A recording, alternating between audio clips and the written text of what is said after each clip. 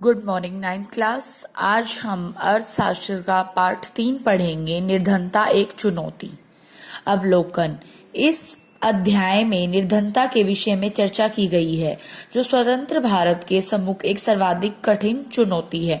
गरीबी जो है हमारे देश की बहुत ही बड़ी समस्या है। यह अध्याय सामाजिक विज्ञानों में निर्धनता के प्रति दृष्टिकोण की भी चर्चा करता है। भारत तथा विश्व में निर्धनता की प्रवृत्तियों को निर्धनता रेखा की अवधारणा के माध्यम से समझाया गया है। निर्धनता के कारण एवं सरकार द्वारा दिए गए निर्धनता निवारण के उपायों की भी चर्चा की गई है। निर्धनता की आधारिका अवधारणा को मानव निर्धनता तक विस्तृत करके अध्याय का समापन किया गया है। परिचय। अपने दैनिक जीवन में हम अनेक ऐसे लोगों के संपर्क में आते हैं जिनके बारे में हम सोचते हैं कि वे निर्धन हैं, कि वो गरीब हैं। हम सोचते हैं ना, वे गांव के भूमिहीन श्रमिक भी हो सकते हैं और शहरों की भीड़ भरी झुग्गियों में रहने वाले लोग भी, और वे निर्माण स्थलों के दैनिक वेतन भोगी श्रमिक भी हो सकते हैं, और ढाबों में काम करने वाले बाल श्रमिक भी हो सकते हैं। वे चिथड़ों में बच्चे उठाए भिखारी भी हो सकते हैं। और हम अपने चारों ओर निर्धनता देखते हैं, चारों ओर हम अपनी गरीबी देखते हैं, चाहे गांव के लोग हो चाहे शहर के लोग हों। ठीक है। निर्धनता के 2 विशिष्ट मामले, शहरी निर्धनता बता रखी है और एक गांव की निर्धनता बता रखी है। मतलब शहरों में किस तरीके से गरीबी है और गांव में भी किस तरीके से गरीबी है। 33 वर्षीय रामचरण झारखंड के रांची के निकट गेहूं के आटे की एक मिल में दैनिक श्रमिक के रूप में काम करता है। जब कभी उसे रोजगार मिलता है तो वह महीने में लगभग 1500 रुपए कमा लेता है। यह 6 सदस्यों के परिवार को चलाने के लिए पर्याप्त नहीं है, जिसमें उसकी पत्नी, 6 माह से 12 वर्ष तक की आयु के 4 बच्चे शामिल हैं, और रामगढ़ के समीप गांव में रह रहे बूढ़े माता पिता के लिए भी पैसा भेजना पड़ता है। उसके भूमिहीन श्रमिक पिता अपने जीवन निर्वाह के लिए रामसरण और हजारीबाग में रह रहे उसके भाई पर निर्भर हैं। मतलब इसमें यह बता रखा है कि मतलब गांव में भी लोग कमा रहे हैं, लेकिन उनके ऊपर जिम्मेदारियां होती हैं, लेकिन फिर भी वो अपना खर्चा नहीं चला सकते। ठीक है। अब दे रखी है, अब ये तो शहरों की थी, अब दे रखी है ग्रामीण निर्धनता, कि गांव में किस तरीके से। लखा सिंह का इसमें एग्जाम्पल दे रखा है, जो यूपी के हैं, मेरठ के पास के गाँव में रहने वाला है। उसके परिवार के पास कोई भी भूमि नहीं है, काम अनियमित होता है और आय भी वैसी ही होती है। छोटे मोटे कामों से ही वो काम चलाता है। कई बार उसे पूरे दिन कड़ी मेहनत के बदले 50 रुपए ही मिलते हैं, लेकिन प्राय खेतों में पूरे दिन मेहनत करने के बाद उसे वस्तु के रूप में कुछ किलोग्राम गेहूं, दाल या थोड़ी सी सब्जी ही मिल पाती है। 8 सदस्यों का परिवार हमेशा 2 वक्त का भोजन भी नहीं जुटा पाता। लखा सिंह गांव के बाहर एक कच्ची झोपड़ी में रहता है। परिवार की महिलाएं पूरा दिन खेतों में चारा काटने और खेतों में जलाने की लकड़ियां बीनने में ही गुजार देती हैं। उसके पिताजी, जो तपेदिक के मरीज थे, चिकित्सा के अभाव में 2 वर्ष पूर्व मृत्यु हो गई। ये उसकी माँ जो है वो बीमारी से ग्रस्त है। उसका जीवन धीरे धीरे क्षीण हो रहा है, क्योंकि अगर एक इंसान सबकी जिम्मेदारी उठाएगा तो सीधी सी बात है, उसके जीवन पे भी तो असर पड़ता है ना।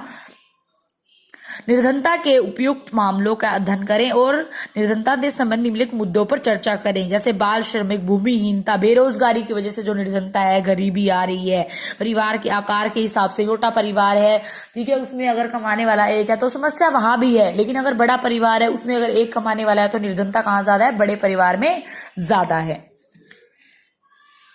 फिर है सामाजिक वैज्ञानिकों की दृष्टि में निर्धनता। सामाजिक वैज्ञानिकों की दृष्टि में निर्धनता ये है कि जो आय और उपयोग के स्तर से संबंधित है, लेकिन अब निर्धनता को निरक्षर स्तर पर कुपोषण के कारण, रोग प्रतिरोधी क्षमता की कमी, स्वास्थ्य सेवाओं की कमी, रोजगार के अवसरों की कमी, सुरक्षित पेयजल तथा स्वच्छता तक पहुंच की कमी आदि जैसे अन्य सामाजिक सूचकों के माध्यम से भी देखा जाता है। अब असुरक्षा दे रखी है कि निर्धनता के प्रति असुरक्षा एक माप है जो कुछ विशेष पिछड़ी जाति के सदस्य या व्यक्तियों के भावी भावी वर्षों में निर्धन या निर्धन बने रहने की अधिक संभावना जताता है। और असुरक्षा का निर्धारण परिसंपत्तियों, शिक्षा, स्वास्थ्य, रोजगार के अवसरों के रूप में जीविका खोजने के लिए विभिन्न समुदायों के पास उपलब्ध विकल्पों से होता है। निर्धनता रेखा के बारे में बताया गया है कि निर्धनता पर चर्चा के केंद्र में सामान्यतः निर्धन रेखा अवधारणा होती है। एक व्यक्ति को, निर्धनता रेखा का मतलब ये है, एक व्यक्ति को हम तभी निर्धन मानेंगे जब एक स्तर डिसाइड किया गया है कि अगर उससे कम जिसका वेतन है उसको हम निर्धनता रेखा में शामिल करेंगे, उस व्यक्ति को, उस परिवार को हम निर्धन कहेंगे। निर्धनता का अनुमान, अब देखो ये टेबल में आपको समझाया गया है। देखो ये अनुपात, निर्धनता का अनुपात है 1993 और 1994 में। जैसे कि ये ग्रामीण और शहरी दोनों का बता रखा है, तो हम योग कैसे निकालेंगे, जो ग्रामीण और शहरी को उनको जोड़ के संयुक्त योग निकल आता है कि कितने करोड़ शहरों और ग्रामीण में लोग जो है निर्धन है। तो इसमें लास्ट डाटा अपडेट जो है वो 2011-12 का है, जो कि 270 करोड़ लोग जो है निर्धन हैं।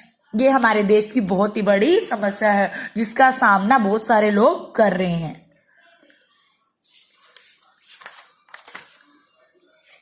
उसके बाद जरूरी नहीं है कि जो लोग अभी अपने पीछे अभी मैंने आपको स्टोरी में बताया था कि जरूरी नहीं कि निर्धनता गांव में ही है, गरीब लोग जो है शहरों में भी है, बेरोजगारी जो है शहरों में भी है।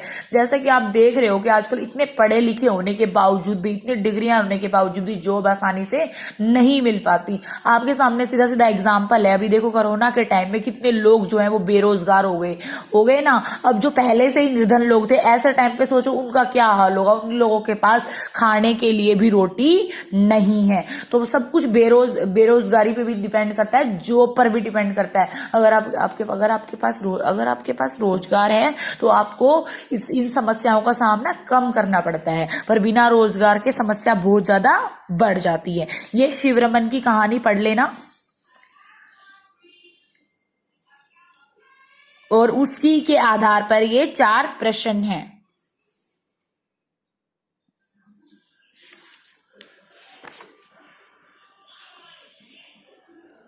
फिर ये भारत के चुनिंदा राज्यों में अनुपात दे रखा है कि बिहार में जैसे देखो 33.7%, ओडिशा में दे रखा है 32.6%, निर्धनता का मध्य प्रदेश में 31.7%। सबसे ज्यादा जो रेशो दे रखा है वो है बिहार में, भारत के चुनिंदा राज्यों में निर्धनता का अनुपात, और भारत में है 21.9। अब देखो ये जो क्वेश्चन दिए हुए हैं ये आपके ऊपर वाली चार्ट से रिलेटेड हैं, तो ये चार्ट को अच्छे से पढ़ना और फिर ये क्वेश्चंस को सॉल्व करना।